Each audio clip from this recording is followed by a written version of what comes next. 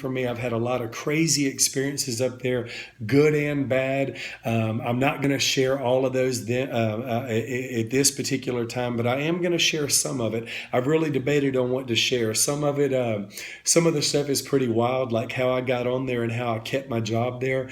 And I don't want to, again, cause any questions for employees that are there now, or cause any kind of investigation about something that should have happened, or whatever back then. I don't know how deep I should go with that, but God clearly gave me the job there. And I'm going to give you a couple of the circumstances of what I'm talking about.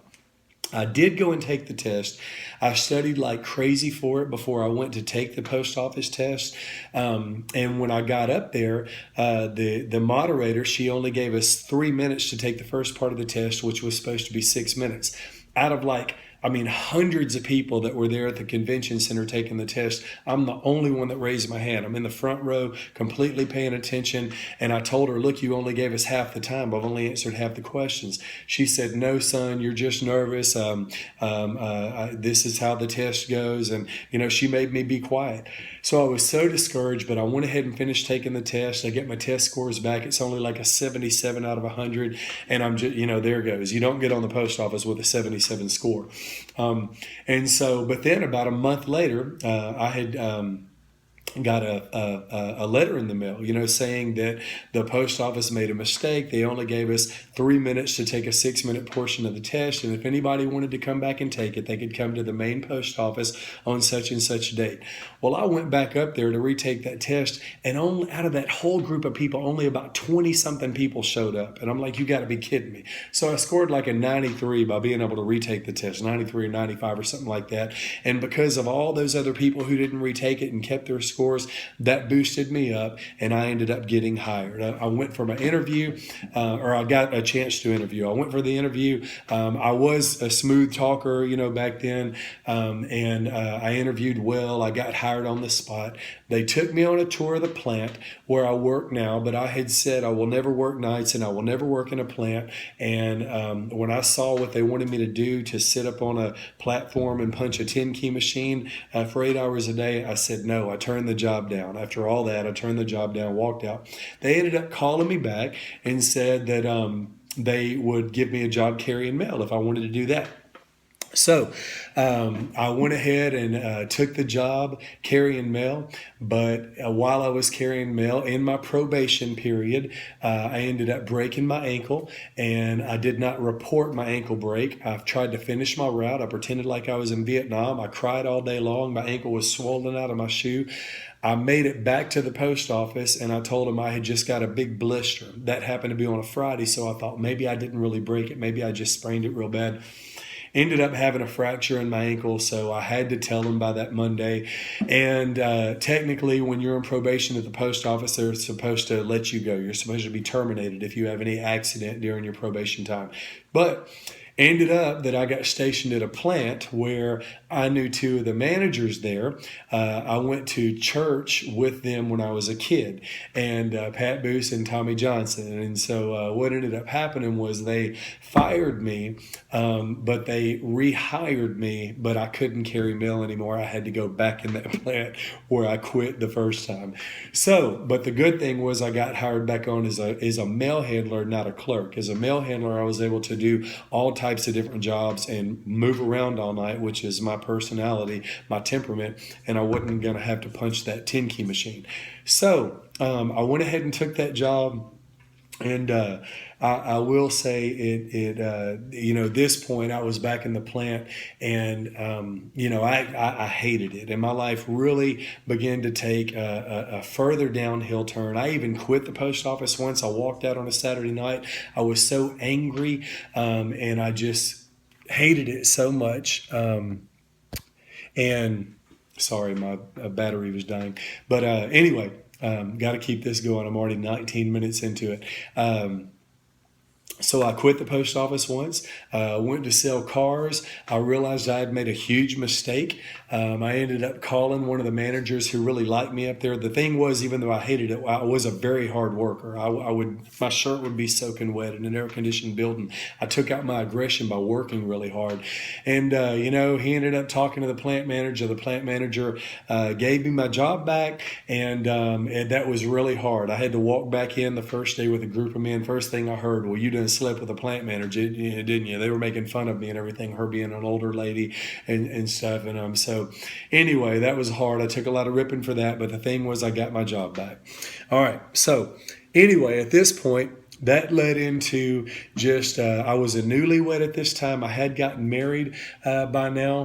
Don't know why my wife married me other than, God, just brought her to me, and that was his plan for our life. But we started having some really bad marriage problems at this point because I was working such long hours. I didn't know how to treat a woman back then. I had trust issues and all that, and I just cut my love for her off. I couldn't work and then worry about her, and I just cut myself off. And that, I don't know how we didn't get divorced, but we came real close to it at that particular point. One of a couple of occasions that we almost divorced, and the other one was ministry of all things, which was another reason. But I'll get back to that later on.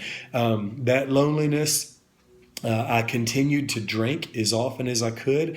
I continued to do drugs as often as I could. Even as an employee at the post office, I was trying to hide it with all I could. But that led into just deeper and darker depression. I got more depressed than I've ever been in my life. And at this point, I became suicidal.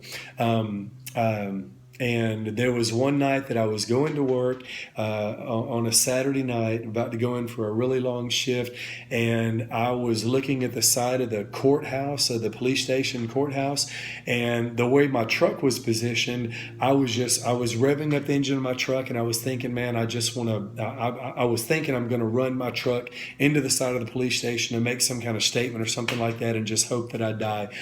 I'm crying, revving my truck up, and all of a sudden I hear this voice. It wasn't audible, but it was very, very, I don't think it was audible, but it was very loud in my mind. That voice said, hold on one more day. I recognized that for the first time as the voice of God in my life. I looked up at the top of my truck, I guess like I'm looking at heaven or something, and I said, what the F are you going to do for me in one more day? When I said that, when I cussed at God, and then all that registered to me, the fear of God fell over me, and I quit crying. I thought, what did I hear? What did I just say? And I just drove on to work. I didn't know what to make of any of that stuff, and I just went ahead and worked all night. The next day, I go to Walmart with my wife while she does some shopping, and while she's shopping, I happen to be browsing over some magazines, and I saw this one magazine that was turned over and out of place.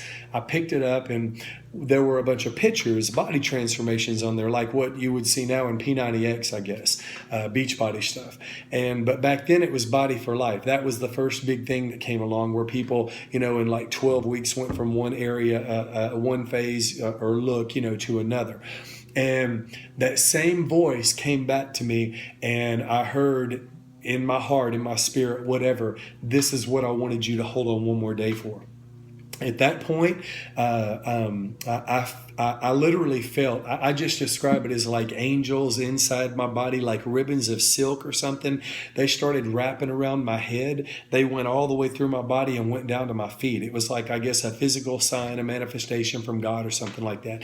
I don't know. But I knew that this is something that I was going to do. At this time, I was way out of shape. I weighed 254 pounds, just eating horribly, had no idea about proper nutrition. I'm on drugs, but I go and tell people, about my experience. I was about to kill myself. God spoke to me. Then he showed me this. And everybody I told, nobody believed in me because I was so impulsive. I was so ridiculous. Nobody, even my own family, they didn't believe what I would do.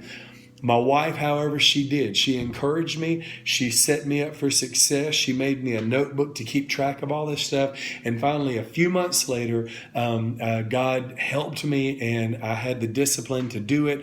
I started, and in less than 12 weeks, I had lost 57 pounds. I went from 254 to 197 pounds, and I was in the best shape of my entire life. I mean, it was amazing. My whole life changed. I had quit the drugs. I learned how to feed myself. I learned how to work out. My mind opened up. I felt like I could go to Harvard. Everything just changed for me by changing my body, by changing my life. Everything changed.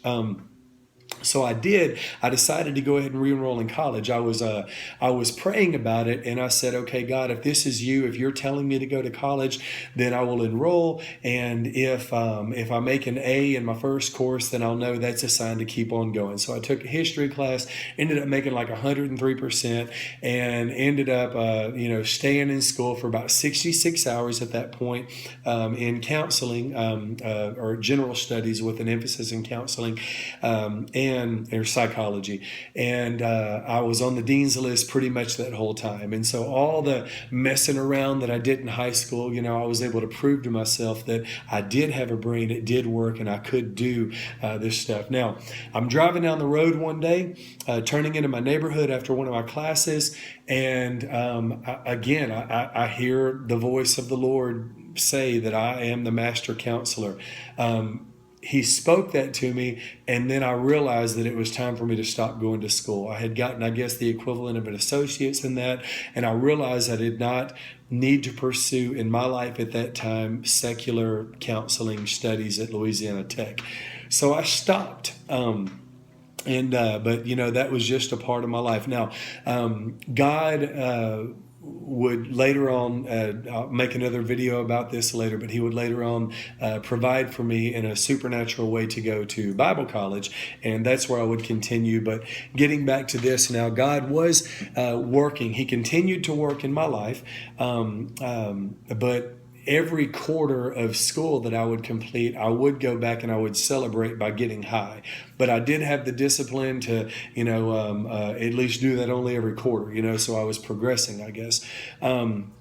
He was also working in my life in the sense that I only listened to like really hard rock and roll music at work to get through my long, 12 and a half hour shifts or gangster rap or something like that. That's what I would listen to. And I began to pray, God help me to listen to, the Bible. And so I ended up listening to the whole Bible while I was at work on tape back at that time. When I was listening to the Bible, one of the first big moves that God did, I feel like I need to mention this because it was a big deal and it's something that a lot of people struggle with. I listened to in the book of Matthew when Jesus is talking about forgiveness. He says, if you do not forgive others when they sin against you, then your Father in heaven will not forgive you when you sin against him. And man, the power of the Word of God, it wasn't just that statement that the power of God and His Word came over me at that time. Man, I started pouring down tears, and I went around to everybody at that plant that I had. Now listen, I had cussed people out in that plant. I had been so loud that people said you could hear me on the other end of the plant screaming at people. I screamed at supervisors. I would try to get fired. I'd call people outside trying to fight.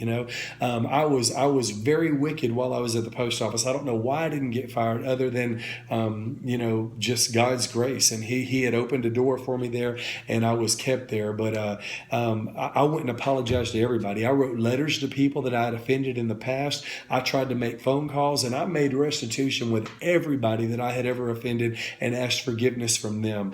And so that was a big deal, in my life as well. But fast forward through that, and there was still something even more.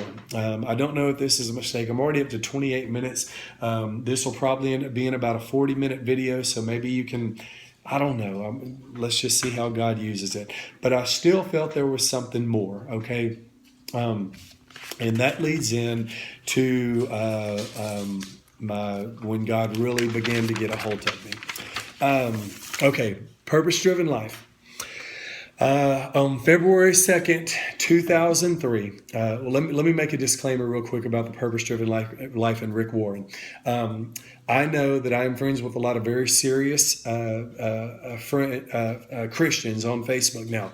So I don't need anybody to come back and tell me about Rick Warren and Chris Lum and the Emergent Church and the Purpose Driven Lie and the Seeker Sensitive Movement and all that stuff.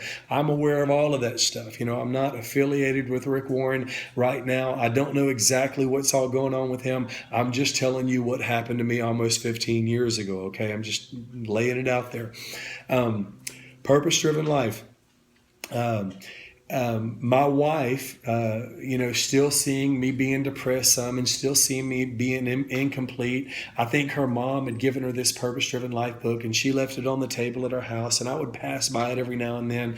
And, one day when I was just really, really upset, I decided, or actually it was one night, it was in the middle of the night when I had my big experience. I sat down at the table, and this was when in my last video, I told you that I had decided to give my life to God because I wanted the assurance of going to heaven. Like I said, I thought I was going to live like Mother Teresa. I just thought I was going to serve him and live a boring life, but I was ready to finally quit doing drugs all the way and just fully live for God. He was drawing me to do this. I just wasn't going to be content until I made this declaration and stuff. And so that night I made that